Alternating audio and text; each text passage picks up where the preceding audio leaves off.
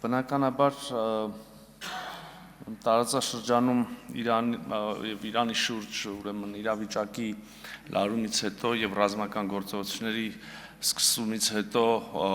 բոլոր վերաբերելի երկրներում մեր դեսպանությունները բերվել են աշխատանքային արտակարգ ռեժիմի, կապ է հաստատվել Հայաստանի Հանրապետության քաղաքացիների հետ, այդ թվում եւ քեթեժ գծերի միջոցով եւ հիմա ուղիներ են փնտրվում, այսինքն այդ բայց սկսած նրանց անվտանգ Հայաստանի Հանրապետություն վերադարձնելու ուղղությամբ աշխատանքներն իրականացվել, իհարկե բարդություններ ակնհայտ են, փակ թռիչքային զոնա է հայտարարվել գրեթե բոլոր այդ վերաբերելի երկրներում, չեղարկվել են թռիչքները,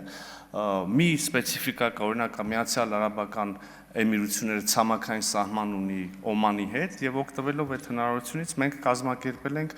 եւ կազմակերպում ենք մեր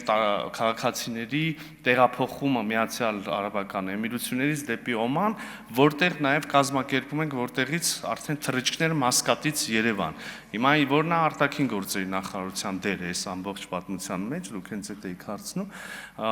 կրկնում եմ, ուրեմն խոսքը շուրջ 400 կիլոմետր ճանապարհի մասին, ահա տրանսպորտային տեղափոխության կազմակերպումը ընկերություններ գտնելը,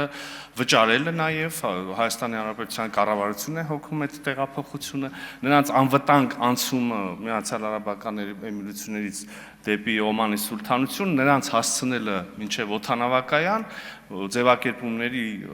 կազմակերպում, իհարկե նաև թռիչքների թույլտվությունների ստացումը արտաքին գործերի նախարարության կողմից են կազմակերպել որոշ դեպքերում ավիաընկերությունների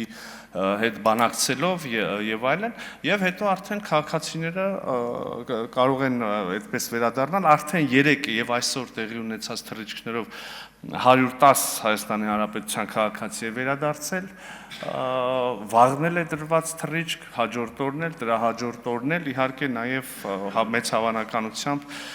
կարող են թռիչքները վերագործարկվել նաև Դուբայից եւ Աբու Դաբիից, բայց իհարկե այսքանով ամբողջը չի սահմանափակվում, սպეციფիկաներ կան, այսինքն մենք կապի մեջ ենք մշտապես մեր բոլոր գրեթե քաղաքացիների հետ, նայեք, Օմանում ունենք 2 քաղաքացի, որոնք ցանկություն չունեն վերադառնալու։ Հիմա, չգիտեմ, նաև հեռավոր արևելքից 2 քաղաքացի եկել են Օման եւ այնտեղից արդեն տեղափոխվել են Հայաստանի Հանրապետություն։ Իսրայելում ունենք 15 քաղաքացի, որոնցից 5-ի հետ մշտական կապի մեջ ենք, ուզում են վերադառնալ, Քուվեյթում ունենք 17 քաղաքացի, նրանց հետ կապի մեջ ենք, ուզում են վերադառնալ, առայժմ հնարավոր իրատեսական ուղիներ չկան, բայց բոլորը անվտանգ են, բոլորը նորմալ են, Դոհայում ունենք քաղաքացիներ, առայժմ վերադառնալու հնարավորություն չկա, բայց բոլորը ապահովված են հյուրանոցներով, սնունդով, Դոհայում մնացած քաղաքացիներից 2-ը դեղորայքի կարիք են ունեցել, դեսպանության ուրեմն միջոցներով այդ դեղորայքը հասցվել է, ավելորդ ասել, որ նույն Օմանում, նույն բոլոր տեղերում ամբողջ արվել է նաև դեսպանությունների միջոցով, Լիբանանում